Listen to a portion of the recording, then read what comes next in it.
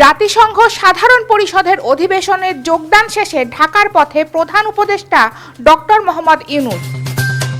কোনো বিভক্তি নয়, ঐক্যই হোক এ জাতির সৌন্দর্য ও শান্তির প্রতীক, বললেন জামায়াত আমির। ছাত্র আন্দোলনে 1581 জন নিহত হয়েছে, স্বাস্থ্য বিষয়ক উপকমিটির রিপোর্ট। আত্মসমর্পণ করবেন মাহমুদুর রহমান, যেতে হতে পারে কারাগারে।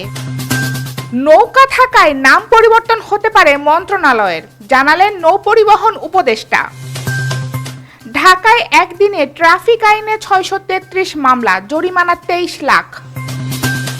গোপালগঞ্জে শেখ হাসিনার জন্মদিন পালনে পুলিশের বাধা, পালালো ছাত্রলীগ। হিজবুল্লাহ নেতা হাসান নাসিরুল্লাহ নিহত হয়েছেন, দাবি ইসরায়েলের। নিরাপদ স্থানে সরিয়ে নেওয়া হলো ইরানের সর্বোচ্চ নেতাকে। এবং কানপুর টেস্টের দ্বিতীয় দিন বৃষ্টিতে পরিত্যক্ত।